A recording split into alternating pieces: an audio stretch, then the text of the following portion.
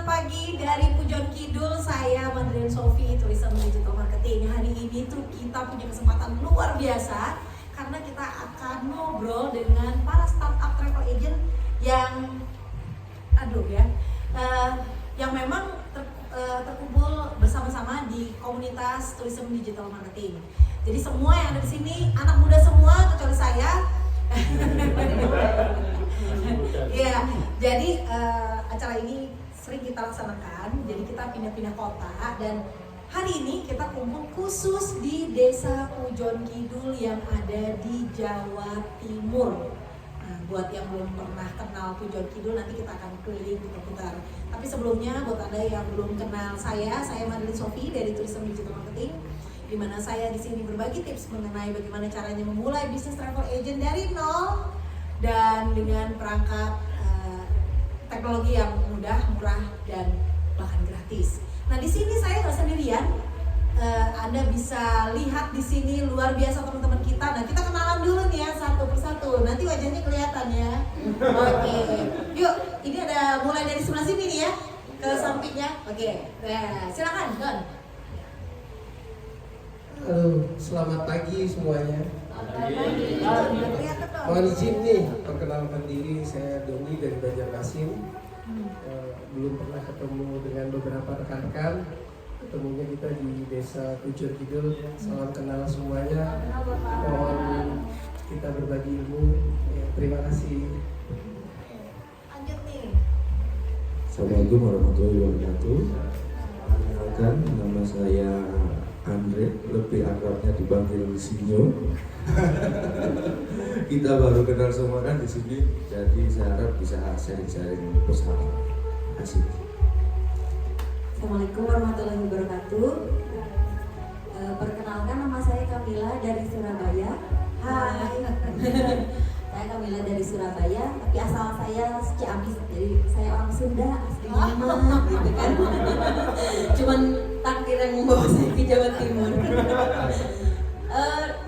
Saya sangat bersyukur sekali ya, karena jarang sekali seorang yang pakar di bidangnya mau berbagi ilmu secara cuma-cuma. Bagi saya ini cuma-cuma loh, Bu.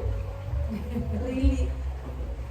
Jadi kalau aku mau boleh bilang, Ibu, yang bener aja, Ibu tuh sehebat ini masa menghargai diri Ibu dengan 175.000 gitu loh, Bu.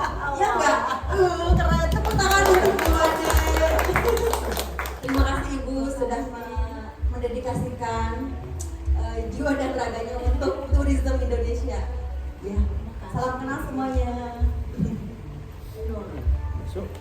Oke,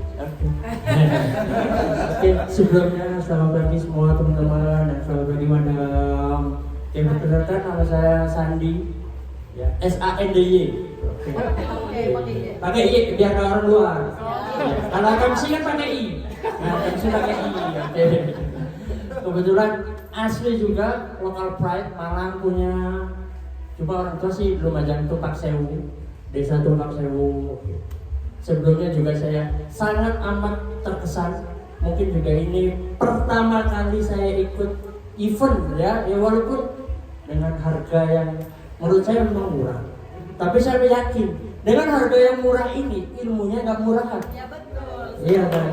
Dan siapa tahu juga kita yakini bahwa ilmu ini akan mendapatkan ganjaran. Kalau orang Jawa bilangnya ganjaran lebih. Amin. Ya, amalan yang lebih. Ya, oke. Khususnya untuk Madam Madeleine. Oke, terima kasih. Salam kenal semuanya. Ini nggak kesana.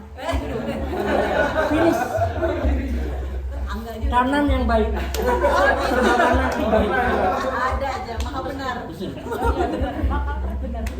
Selamat pagi semuanya teman-teman. Selamat pagi madam. Aku gak bisa ngomong apa-apa. Aku Alivia dari Surabaya. Aduh gak bisa ngomong apa-apa. Masih speechless, benar-benar speechless.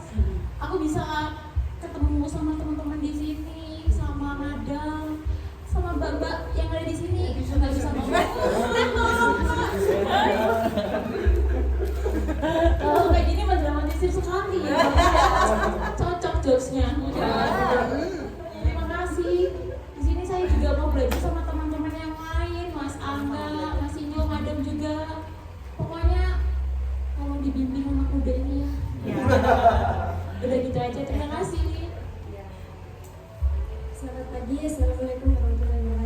Perkenalkan, nama saya Dina dari Lumajang, tepatnya di wisata Lumajang.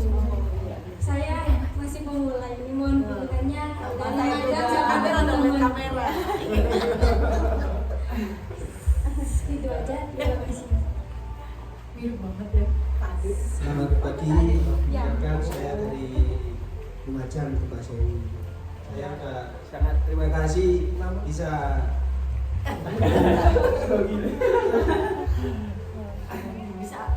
Bisa kumpul.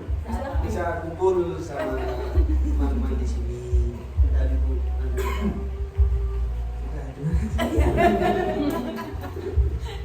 Selamat pagi teman-teman semua. Nama saya Yumbi dari Jombang. Senang sekali bisa berkumpul dengan teman-teman, terutama beliau Ibu Madrin Sofi yang akan membimbing kita semua untuk lebih berkembang dan maju dalam dunia pariwisata di Indonesia. Mungkin momen ini paling berharga untuk pertama kalinya sekelas dengan mau berbaur dengan kita yang masih belajar ya. Gitu. Terima kasih. Terima kasih. Wah, ini saya dapat pujian luar biasa kok ya hari ini ya. Waduh, semua itu dari yang Maha Kuasa ya memberikan saya kesempatan buat melakukan ini. Rekan-rekan mungkin Anda yang menyaksikan video ini mungkin bertanya-tanya, ini komunitas ini bagaimana sih sebetulnya gitu ya. Ya memang komunitas ini berawal dari tutorial-tutorial yang saya berikan di YouTube. Kemudian ada mulai yang bertanya, mulai nanya, ya udah saya kumpulin aja deh. Jadi supaya nanyanya, karena hampir semua pertanyaannya sama. Pertanyaan yang pertama adalah, saya mau mulai gimana caranya? Kan gitu kan? Pasti itu banyak banget yang bertanya seperti itu. Saya mau mulai gimana caranya? Yang kedua, kalau saya sudah punya paket terus masarinnya bagaimana? Itu kan dua itu yang paling penting. Tapi sebetulnya kan banyak banget yang harus kita pikirin. Terakhir, video saya yang terakhir itu mengenai keuangan. Ya, permasalahan-permasalahan di travel agent pemula itu ada di keuangan, gitu. Risiko-risiko keuangan yang harus dihindari. Karena di sini ada teman-teman kita juga yang kejeblos gitu ya, karena dari sisi keuangan. Nah, ini risiko-risiko seperti ini. Jadi dan ada beberapa permasalahan, mungkin kita akan diskusi beberapa permasalahan sedikit-sedikit aja kita kasih cuplikan nih ke teman-teman di sini.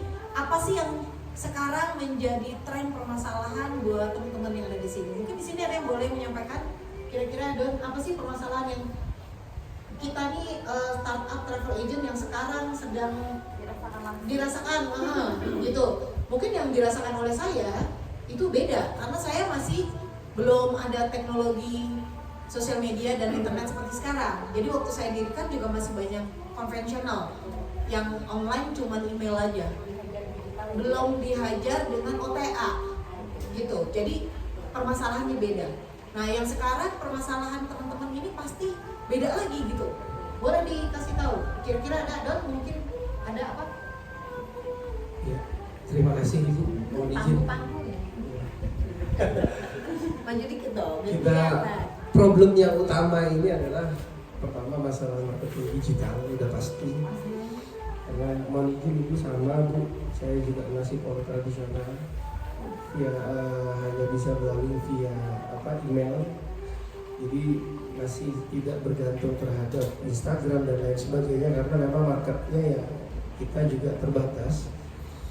Ya, kemudian juga musuh momok yang paling utama nih marketing digital ini adalah yang FYP yang murah-murah, yang bikin kepala pusingnya 7 keliling. Ternyata kalau kita cek itu kenyataannya mana ada yang harga murah-murah itu nggak masuk akal. Murah-murah itu tidak ada yang masuk akal kayak gitu lah ya. Cuman kan ya kita kembali lagi semua masing-masing ada pangsa pasarnya, tapi kita izin Bu, tolong Bu, kita butuh trik nih untuk menghadapinya seperti apa. Ini bikin sakit kepala. Mungkin bukan hanya buat saya ya, mungkin buat rekan-rekan juga ya. Yang terakhir itu persis saya ada minta paket itu ke Madeline dengan total rombongan 33 Thailand. Ya, mungkin gara-gara itu tadi ya 4 juta habis berapa juta gitu loh, tapi kenyataannya lebih ya Ya itu saja sih yang perlu kita minta tolong Ibu, seperti apa nih trikinya bagaimana. Terima kasih. Oke. Ada yang lain? Mungkin yang lain menghadapi permasalahan lain? No? Ya, silakan. Ya.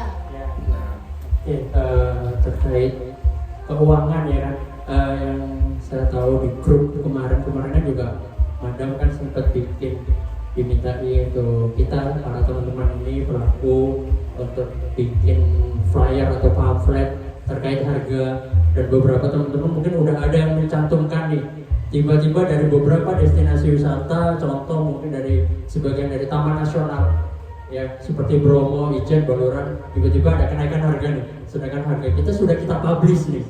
Dan sedikit bocoran juga, sebentar lagi mungkin awal tahun untuk air terjun Tumpak Sewu juga akan mengalami kenaikan. Ya, di sisi lain mungkin oke, ibaratnya untuk negara kita gitu kan, pemasukan negara ya kan, ada baiknya. Nah, tapi untuk para pelaku yang udah harga udah kita publish, tiba-tiba terjadi kenaikan gitu kan, sedangkan mindset mungkin yang udah teman-teman udah kita jual ke para tamu kita, wisatawan, mindsetnya udah proper nih, harga sekian dah worth it lah istilahnya gitu kan, tiba-tiba harga naik. Nah, kita kan juga para pelaku ini atau vendor atau operator ini kan juga nggak mau yang istilah lainnya kayak yang mungkin ramai dengan harga murah ya kan, dalam arti mau murah minta selamat, di mana ceritanya ya kan, ada harga ada rupa gitu kan.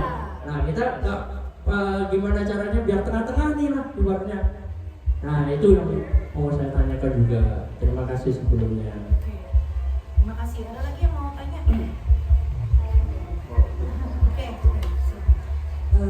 Kalau saya mungkin banyak kalau mau digali semua permasalahan ini, karena jujur saja saya pemula sebetulnya untuk peran sebagai pengusaha. Karena sebelumnya saya marketing agen ya Bu ya, berangkat dari situ, kemudian belajar dari jadi tour leader mancanegara, kemudian saya sekarang mendirikan perusahaan wisata sendiri.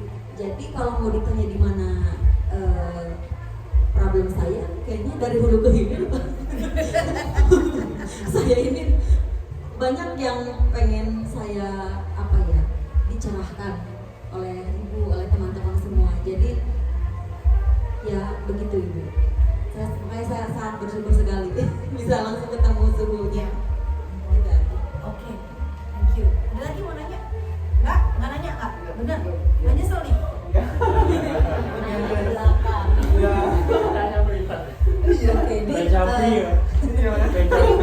Dari beberapa pertanyaan teman-teman yang ada di sini, kita akan bahas. Tapi yang jelas kalau Anda mau menyaksikan atau mau tahu pembahasannya, mungkin lebih baik join di komunitas saja, karena ini nggak mungkin kita jelaskan sepanjang-panjangnya di sini. Tetapi mungkin ini 3 saya rangkum dulu.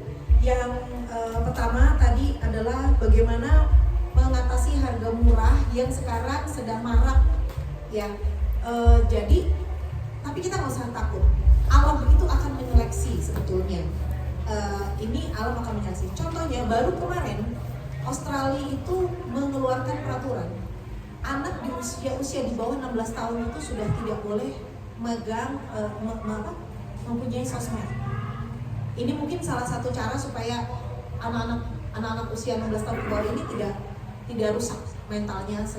Bukannya saya bilang sosial media itu merusak mental, tetapi sekarang kenyataannya memang isinya udah mulai sampah semua. Kalau kita nggak bisa seleksi bahaya. Saya sering bikin campaign mengenai jadilah smart customer, jadilah smart audience gitu. Tapi ya susah. Yang kita bilang smart itu levelnya apa gitu. Apakah yang namanya smart itu dia melihat, dia langsung telan? Kan ngelihat langsung telan. Kayak kita kalau melihat makanan kelihatannya enak, langsung kita telan, jadi penyakit. Atau kita melihat, kita telaah dulu, kita analisa dulu, kita riset dulu, bener nggak sih gitu ya. Contoh dari pertanyaan pertama itu, saya sebetulnya sudah ada rangkuman di beberapa ini, tapi nanti kita akan bahas. Contohnya adalah, nah ini, pergi ke Labuan Bajo 500.000 saja dari Jakarta. Oh iya, oke. 500.000 saja ke Labuan Bajo. tiketnya aja sudah 3 juta ya, one way ya toh ya. Sekarang kok bisa 500.000? Ternyata pas saya teliti, itu dia start dari Bogor ternyata, bukan dari Jakarta. Dari Bogor dia ke Pangrango ke Sukabumi, harganya 45.000. Dari Sukabumi dia ke Cipatat 5.000. Nah yang tidak dibahas di Cipatat itu ada jalur yang mengerikan dengan banyak tikungan dengan radius 150 meter, itu dia langsung ada tanjakan.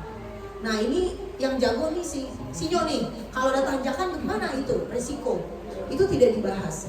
Nah dari situ kemudian dari Cipatat di ke Padalarang 7.000 rupiah. Ini naik angkot. Dari situ kemudian ke Bandung 5.000, ke Kiara Condong.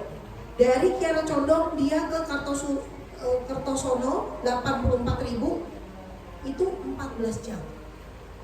Kemudian dari situ ke Surabaya. Iya, tidak dibahas. Dari Surabaya itu memang 12.000, Surabaya Banyuwangi ke Tapang 5.000 lagi, itu 3 jam. Kemudian Gilimanuk 45 menit, dari Gilimanuk ke Ubung, dari Ubung dia naik Transmetro Ubung Benoa 44.000, Benoa Labuan Bajo 283.000 selama 36 jam. Jadi total memang tidak 500 ribuan, tapi 567.000 selama 83 jam. Nah, hal yang seperti ini, apakah orang yang nonton itu melakukan riset dulu? 500.000 ke Labuan Bajo guys, langsung telan aja 500.000 langsung. Tapi udah dia nggak mau ngeriset, dia langsung datang ke travel agent teman-teman. Bagaimana nih? Kok kamu travel agent nggak bisa ngatur 500.000 ke Labuan Bajo kayak dia? Nah ini kan, saya pikir Anda sebagai audiens juga bisa memperhatikan ini. Karena di sini coba 36 jam, 3 hari, makan apa di jalan? Ya toh? Ya, terus 36 jam kita nggak ganti baju kan, berarti kan nggak mandi, nggak apa toh ya? Oke, tidurnya udah nggak mikir lagi 36 jam. Tapi ini baru sampai Labuan Bajo. Dan di konten itu bilang kita sekarang sudah sampai Labuan Bajo, jadi kita mau kemana lagi habis ini? Nah, sampai Labuan Bajo tidur di mana? Ngempel, makan opo, kemudian mau masuk ke Taman Nasional Komodo, itu juga tidak murah. Ke Komodo, ke Pulau Komodonya pakai apa lagi? Ke Pink Beach naik apa lagi? Nah hal ini yang tidak dibahas, tidak disampaikan. Nah jadi kadang-kadang kalau teman-teman travel agent pemula melihat ini, tamu begitu kita ketawa aja. Tapi kalau tamu tanya sama saya punya data. Nah ini yang penting gitu. Contoh lagi ini saya bikin dari Bekasi ke Maladewa, ke Maldives. Ke Maldives, ya, Bekasi ke Maldives cukup 1,5 juta. Nggak renang, nih.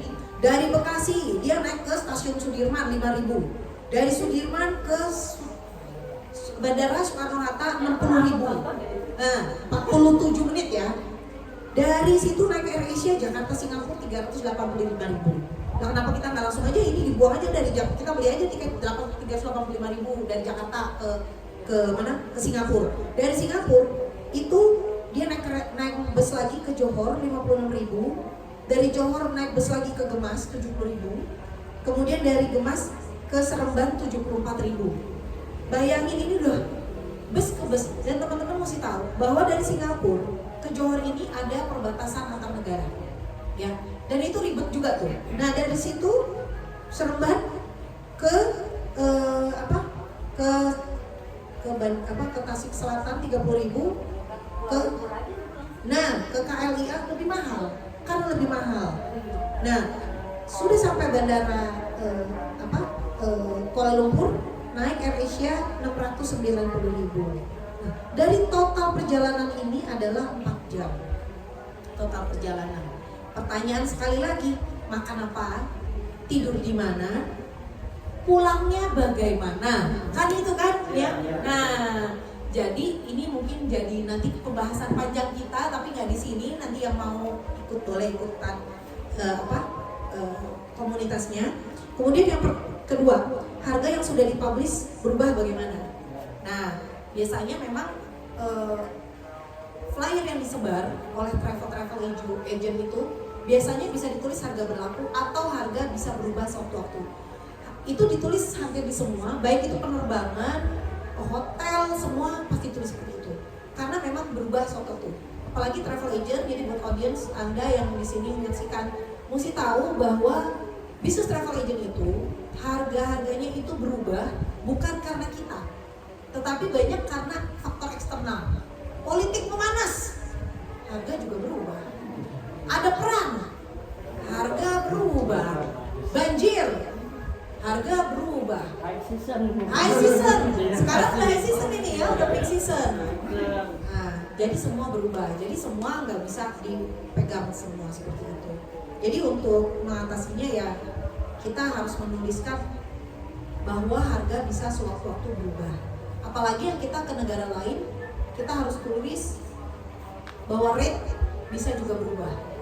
Gitu. Kalau lagi perang rate tiba-tiba naik, gitu ya. Nah, yang terakhir ini dari hulu ke hilir kita ngobrol panjang lebar deh hari ini ya. Bagaimana kita mulai dari awal, tapi kita bagaimana caranya bisa potong kompas. Karena sebetulnya kalau dilihat dari sisi di era sekarang ada plus, ada minus. Cuman jangan ikut-ikutan orang ngomong yang hari gini kita kalau jualan online itu gratis loh. Iklan gratis loh. Itu yang ngomong pasti tidak melakukan.